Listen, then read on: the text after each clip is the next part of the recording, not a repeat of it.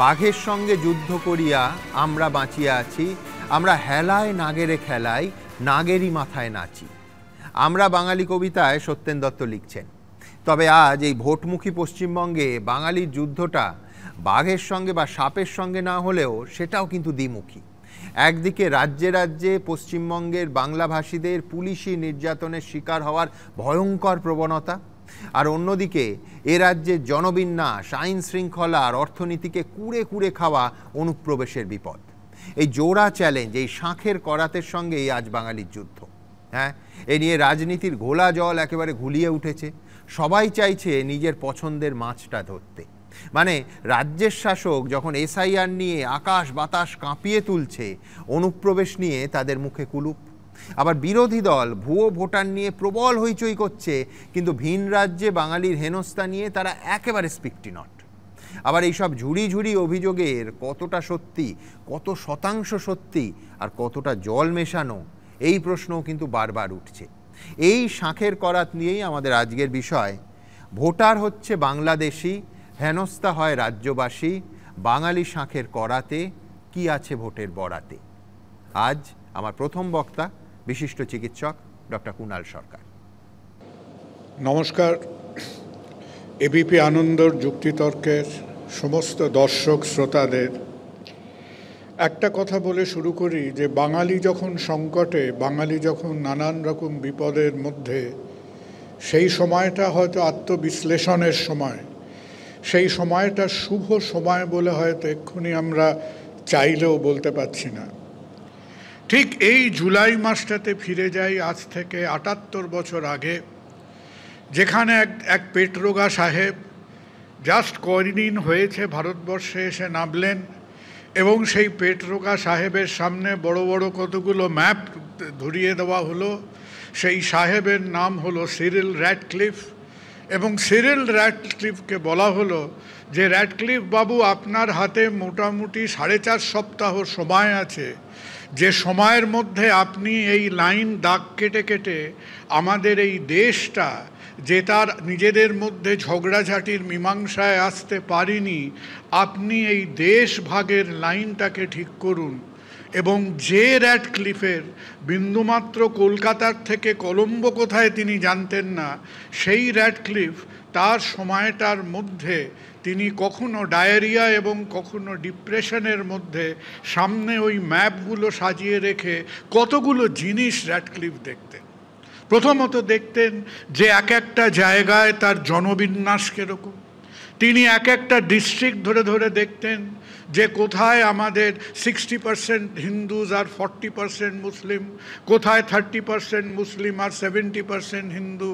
আর তার কানে কানে তাদের যে অ্যাডভাইজাররা ছিল তারা র্যাডক্লিফকে বলতেন, সাবধান, এই লাইনটা এইখান দিয়ে টানবেন, কারণ এখানে সাংঘাতিক দাঙ্গা হয়ে গেছে, এখানে বহু মানুষ মারা গেছে, এখানে এক মানুষ আর এক মানুষের ওপর হিংস্রভাবে ঝাঁপিয়ে পড়েছে।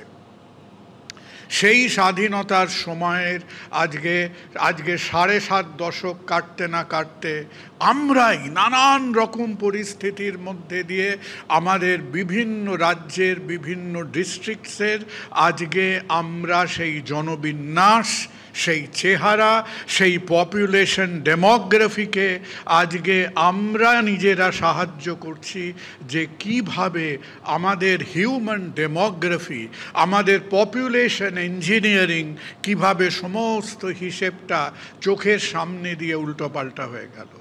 পশ্চিমবঙ্গের বোধহয় গোটা 23টা ডিস্ট্রিক্টের মধ্যে আজকে 3 থেকে 4টে ডিস্ট্রিক্টের মধ্যে পপুলেশন ডিস্ট্রিবিউশনের একটা আমূল পরিবর্তন হয়েছে। There has been a Muslim majority population 3-4টে ডিস্ট্রিক্টের ওপর। আর যারা আপনারা টেলিভিশন দেখতে দেখতে ভাবছেন যে এই ব্যাপারটা শুধু পশ্চিমবঙ্গেই হয়ে থাকে, এই ব্যাপারটার মধ্যে আমাদের 2011 সালের পর থেকে তৃণমূল জড়িত, আপনারা ঘুণাক্ষরেও সেইটা মনে করবেন না। কারণ পশ্চিমবঙ্গ যদি এই ব্যাপারে আন্ডার গ্র্যাজুয়েট হয়ে থাকে, তাহলে এই ব্যাপারে পিএইচডি লাভ করে গেছেন আসাম গভর্নমেন্ট। আসাম গভর্নমেন্ট তার 30টা ডিস্ট্রিক্টের মধ্যে 10খানা ডিস্ট্রিক্টের একেবারে পপুলেশন ডেমোগ্রাফিকে আমাদের থেকে অনেক আগে 60-70 দশকের মধ্যে উল্টো পাল্টে ছিন্ন ভিন্ন করে নিয়েছেন এবং তাদের অন্তত 9 থেকে 10টা বর্ডার ডিস্ট্রিক্ট আছে যেখানে তাদের মুসলিম পপুলেশন পোস্ট ইন্ডিপেন্ডেন্স প্রায় 3.5 গুণ বেড়েছে। কার আন্ডারে বেড়েছে? কংগ্রেস গভর্নমেন্টের আন্ডারে বেড়েছে, যে ব্যাপারের মধ্যে এমন কি ভারতবর্ষের প্রাক্তন রাষ্ট্রপতিদেরও নাম সেইখানে জড়িয়ে পড়েছে। আমরা নিজেদের হাতে যে স্বাধীনতা, যে দেশ ভাগ পেতে আজকে 2.5 লক্ষ মানুষের জীবন যেতে হলো, যেখানে কোটি কোটি পরিবারকে উদ্বাস্তু হয়ে একদিক থেকে আরেক দিকে হলো, আমরা এখনও সেই র্যাডক্লিফিয়ান ম্যাথামেটিক্সকে, তার পপুলেশন ইঞ্জিনিয়ারিংকে আমরা নিজের হাতে আজকে পরিবর্তন করছি। কার নাকের সামনে দিয়ে হচ্ছে? বর্ডার সিকিউরিটি ফোর্সের নাকের সামনে দিয়ে হচ্ছে। আমরা যতই এক দল আরেক দলকে আজকে তারা দোষারোপ করি না কেন, এক হিসেব করে দেখবেন যে বর্ডার সিকিউরিটি ফোর্সের পিছনে বছরে 25,000 কোটি টাকা খরচা হয়, আপনি যদি কিলোমিটার হিসেবে দেখেন তাহলে মোটামুটি হিসেবটা দাঁড়ায় যে 1 কিলোমিটার ল্যান্ড বর্ডার সিকিউরিটি ফোর্সকে পেট্রোল করতে প্রায় 6 থেকে 7 কোটি টাকা খরচা হয়। সেই বর্ডার সিকিউরিটি ফোর্সের নাকের ডগা দিয়ে আজকে অনুপ্রবেশ হচ্ছে। যেমনি অনুপ্রবেশটা হয়ে যাচ্ছে, সেখানে বিভিন্ন রাজনৈতিক দণ্ডমুণ্ডের কর্তারা যারা আছেন, তারা এই ভ্যালিডেশন অফ ইললিগাল এন্ট্রিকে, তারা একসময় সেটা ক্ষুদ্র শিল্প ছিল, এখন সেটা প্রায় একটা মাঝারি শিল্পে পরিণত হয়েছে। আমরা যত্রতত্র তাদের হাতে সমস্ত রকমের পরিচয়পত্র, Aadhaar card, voter ID, ration card আমরা একেবারে হাসি মুখে তাদের হাতে তুলে দিচ্ছি। আপনি চিন্তা করুন, একটা বর্ডার ডিস্ট্রিক্টের মধ্যে মানুষের আয় ব্যয়, জীবন জীবিকা, ল্যান্ড হোল্ডিং, তাদের রুজি রোজগারের ব্যাপারটা আজকে কোথায় এসে দাঁড়াচ্ছে। আর যদি আপনার ভাবার সময় থাকে, ভেবে থাকবেন যে অদূর ভবিষ্যতে আজকে আমাদের ইউনুস সাহেব যদি আর 6টা মাস কাটাতে পারেন, তাহলে রিইউনিফিকেশন অফ জার্মানির মতো reunification of Pakistan is a possibility. এবং সেইখানে আমরা যে একজন এই অনুপ্রবেশকারীদের যদি আজকে আমরা উৎসাহ দিই, তাহলে আমাদের দেশের ইন্টারনাল সিকিউরিটি আজকে কোথায় গিয়ে দাঁড়ায়, দ্যাট ইজ আ কোয়েশ্চেন। আর এই যে বিশেষ করে ভারতবর্ষের পূর্বের প্রান্তরে এই যে একটা চলছে the theatre of the absurd, যেখানে আমরা নিজের হাতে নিজের ভৌগোলিক, নিজেদের আর্থ সামাজিক অবস্থানকে আমরা বিকৃত করছি, সেইখান থেকে আবার ফিরে যেতে হবে সেই আসামের ইতিহাসে, যে আমরা একটা নান্দনিক জিনিস সৃষ্টি করেছিলাম। তাকে বলা হতো যে সময় আপনি মনে করতেন বাংলা ভাষাটা হলো শিল্পের ভাষা, সংস্কৃতির ভাষা, সাহিত্যের ভাষা, এখন বাংলা ভাষাটা হয়ে গেছে আ মার্কার ফর ইনফিল্ট্রেশন, এটা হয়ে গেছে এখন অনুপ্রবেশের ভাষা। এবং through out 70s and 80s আমরা বাঙালিকে তাড়াও, বাঙালি খেদাও, বাঙালিকে আমাদের রাজ্য থেকে হাঁটাও, এই ব্যাপারটাকে আমরা একটা জাতীয় প্রাতিষ্ঠানিক স্বীকৃতি দিয়েছি। এবং যে মুভমেন্টটা আজকে লাইক আ সোশ্যাল পারভার্সন উত্তর পূর্ব ভারতবর্ষ থেকে শুরু হয়েছিল, বেঙ্গল প্রেসিডেন্সি খণ্ড বিখণ্ডিত হয়ে যে টুকরোগুলো তৈরি হয়েছিল, তারা যেন সেই বেঙ্গল প্রেসিডেন্সির ওপরে তাদের রাগ উগরে দিয়েছিলেন। কয়েক বছর সেটা ধামাচাপা ছিল, এবং এই ধামাচাপা দেওয়ার পরে আজকে বাঙালির পরিচয় কোথায় দাঁড়িয়েছে। বাঙালি হয়তো নিশ্চিতভাবে গরিব, বাঙালি হয়তো মুসলিম, এবং যদি মুখ দিয়ে আপনার বাংলা ভাষা বেরোয় তাহলে আপনি নিশ্চিতভাবে অনুপ্রবেশকারী। এবং এই ব্যাপারটা নিয়ে আপনি আইআইটিতে র্যাগিং বন্ধ করার চেষ্টা করছেন, আপনি ইউনিভার্সিটিতে বুলিং বন্ধ করার চেষ্টা করছেন, এবং বাঙালি বুলিং আজকে ভারতবর্ষের ক্ষেত্রে একটা ন্যাশনাল পাস টাইমে পরিণত হয়েছে। যে জায়গাটাতে এই কয়েকদিন আগে আমি শুনলাম যে আমরা যখন নিজেদের পরিচয়পত্র দিই, আমরা কি দিই, আমরা কখনো ভোটার আইডি বার করি, কখনো আধার কার্ড বার করি, আর যখন এখানে নিম্নবিত্ত বাঙালি শ্রমিক যখন এক রাজ্য থেকে আরেক রাজ্যে কাজ করতে যাচ্ছে, কেউ তার আধার কার্ডে বিশ্বাস করে না, কেউ তার ভোটার আইডিতে বিশ্বাস করে না, তাকে সেই মধ্যযুগীয় কৃতদাস বৃত্তির মতো বাঙালিকে পকেট থেকে পিসিসি বার করতে হয়, পুলিশ ক্লিয়ারেন্স সার্টিফিকেট। কারণ বাঙালিকে আজকে ভারতবর্ষের সামনে দাঁড়িয়ে বলতে হবে, আমি চোর নই, আমি ডাকাত নই, আমি ক্রিমিনাল নই, আমি হয়তো বেআইনি অনুপ্রবেশকারী হলেও হতে পারি, আমি এখানে কাজের সন্ধানে এসেছি, আমি এখানে জীবন জীবিকার সন্ধানে এসেছি। This is the level to which আজকে আমরা বাঙালির সত্তা এবং বাঙালির আইডেন্টিটিকে আমরা এইখানে নিয়ে এসে দেখেছি। যে প্রতিবাদ আজকে হচ্ছে, যে প্রতিবাদ হয়তো আজকে একটা চরম রাজনৈতিক চেহারা নিয়েছে, সেই প্রতিবাদ হওয়া উচিত।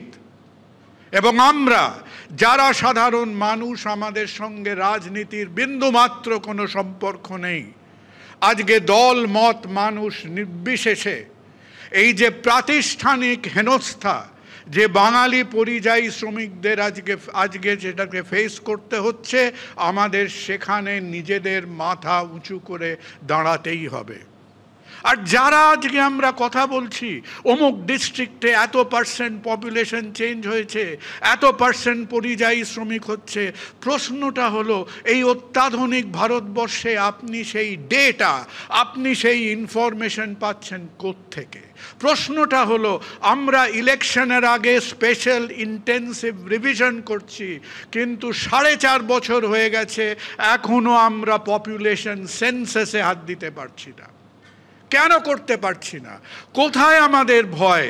যে বর্ডার ডিস্ট্রিক্টসের কথা বলছেন, আজকে আমার দেশের মানুষ ডিমান্ডস অ্যান আনসার যে আপনি কেন পপুলেশন সেন্সাস করে দেশের 100 কোটি মানুষের সামনে সেই পরিসংখ্যানকে ভ্যালিডেটেডভাবে রাখতে পারছেন না। মুহূর্তে মুহূর্তে যখন শুভেন্দু অধিকারী গর্জে উঠছেন, বলছেন অনুপ্রবেশ হচ্ছে, অনুপ্রবেশ হচ্ছে, অনুপ্রবেশ হচ্ছে, প্রতিবার শুভেন্দু অধিকারী এই কথাটা বলেছেন, তার 2 দিনের মধ্যে বর্ডার সিকিউরিটি ফোর্সের ডিরেক্টর জেনারেল বসে প্রেস কনফারেন্স করে বলেছেন কোনো অনুপ্রবেশ হচ্ছে না। তারা বাংলাদেশ রাইফেলের সঙ্গে জয়েন্ট প্রেস কনফারেন্স করে বলেছেন যে গত 1 বছরের মধ্যে আমরা অনুপ্রবেশ দেখিনি বললেই হয়। তাহলে প্রশ্নটা হলো বাস্তবটা কোথায়? আপনারা লোকসভার ফ্লোরে যখন পয়েন্ট অফ অর্ডার রেজ করছেন যে ভারতবর্ষের কোন রাজ্য থেকে কত পরিযায়ী শ্রমিক যায়, প্রশ্ন হলো আজকে ভারতবর্ষের বুকে তার ডেটা, তার পরিসংখ্যান আমাদের হাতে নেই কেন? আমাদের পরে আপনারা যারা আসবেন, আপনারা সবাই অত্যন্ত ইনফ্লুয়েন্সিয়াল মানুষ, কেউ একেবারে কেন্দ্রীয় ক্ষমতার সান্নিধ্যে, কেউ আপনারা একেবারে রাষ্ট্রীয় ক্ষমতার সঙ্গে সম্পৃক্ত। একজন সাধারণ মানুষ হিসেবে বলে দিলাম, আপনাদের কাছে হাত জোড় করে অনুরোধ করলাম যে বাঙালিকে নিজের জীবন জীবিকাটাকে নির্বাহ করার একটা সুযোগ দিন, বাঙালিকে নিজের খিদে নিজে মেটাবার একটা সুযোগ দিন, এবং সেই খিদে মেটাবার কাজটা, সেই চাকরি খোঁজার কাজটা সে যেভাবে নিজের পাড়া প্রতিবেশীকে জানতো, সে যেভাবে নিজের জেলাকে জানতো, নিজের ডিস্ট্রিক্টকে জানতো, বাঙালিকে আর একবার 7 দশক পরে সেই ঐতিহাসিক বিকৃতির মধ্যে আর একবার আনবেন না। নমস্কার। ধন্যবাদ কুণালদা। কুণালদা একেবারে যথার্থভাবে বলেছেন যে বিএসএফ এর নাকের ডগায় অনুপ্রবেশ হচ্ছে। কুণালদা যথার্থভাবে বললেন যে এই পশ্চিমবঙ্গে জাল পরিচয়পত্রের কুটির শিল্প গড়ে উঠেছে। আমি বলছি এই দুটো বিষয় আমি আলাদা বিশ্লেষণের জন্য সরিয়ে রাখছি, কিন্তু এই জোড়া বিপদটা আমরা বুঝছি, আমরা সবাই বুঝছি, কিন্তু আমাদের কেন্দ্র সরকার আর রাজ্য সরকার কি বুঝছে না, নাকি প্রতিবাদেরও ওরা আমরা আছে? কুণালদা যখন বলছিলেন আমার মনে পড়ছিল এক কবি এক সময় খুব দুঃখ করে বলেছিলেন, রাজনীতি এই দেশটাকে খেলো। একদিকে সংকীর্ণ রাজনৈতিক স্বার্থে সত্য আর মিথ্যাকে নিয়ম করে গুলিয়ে দেয়া, আর অন্যদিকে সুষ্ঠু সমন্বয় দূরে থাক রাজনৈতিক বিরোধীর মুখদর্শন না করার আত্মঘাতী প্রবণতা। আর সেটা অন্য রাজ্যে বাঙালি নিগ্রহের বিষয় হোক কিংবা এই অবৈধ অনুপ্রবেশ আটকানোর বিষয়। কার হাতে বিএসএফ, কার হাতে পুলিশ, কে অনুপ্রবেশকারী ঢুকিয়েছে, কে কাঁটাতারের বেড়া দেওয়ার জন্য জমি দেয়নি, কারা জাল নথির কুটির শিল্প বানিয়েছে, এই সমস্ত কিছু নিয়ে শুধু ভোটের সময় হইচই হবে, অথচ কোনো পক্ষই বছরের পর বছর একবারের জন্য মুখোমুখি আলোচনায় বসে সমস্যা সমাধানের চেষ্টা করবে না। কি বিচিত্র এ রাজনীতি! আমার আজও মনে আছে 2003 সালের 3রা মার্চ তৎকালীন কেন্দ্রীয় স্বরাষ্ট্রমন্ত্রী লালকৃষ্ণ আডবাণী তার পৃথ্বীরাজ রোডের বাসভবনে ব্রেকফাস্ট টেবিলে আমন্ত্রণ জানিয়েছিলেন পশ্চিমবঙ্গের তৎকালীন মুখ্যমন্ত্রী বুদ্ধদেব ভট্টাচার্যকে। ভাবুন, আদর্শগতভাবে দুই মেরুর দুই বাসিন্দা, কার্যত রাজনীতির বিচারে দুই চিরশত্রু, একজন কমিউনিস্ট আর একজন আরএসএস এর প্রচারক, তাদের দলীয় রাজনীতি ভুলে কি নিয়ে আলোচনা করেছিলেন সেদিন? বাংলাদেশ থেকে অনুপ্রবেশ, সীমান্তের খারিজি মাদ্রাসা, পশ্চিমবঙ্গের সঙ্গে বাংলাদেশের দীর্ঘ অসুরক্ষিত সীমান্ত, এই যাবতীয় বিষয় নিয়ে দেশের উপপ্রধানমন্ত্রী ও রাজ্যের স্বরাষ্ট্রমন্ত্রী ও মুখ্যমন্ত্রী নির্দ্বিধায় মুখোমুখি বসে কয়েক ঘন্টা আলোচনা করেছিলেন। আর আজ 23 বছর পর যখন দুপক্ষই বাঙালির ভাগ্যাকাশে দুর্যোগের ভয় দেখিয়ে রাজনীতির মঞ্চে আগুন ছুঁড়ছে, তখন কেন তারা 10 কোটি বাঙালির স্বার্থে যুক্তরাষ্ট্রীয় কাঠামো মেনে মুখোমুখি আলোচনায় বসছে না? শুধু ভোটের স্বার্থে রাস্তায় নাবা, শুধু রাস্তার রাজনীতি।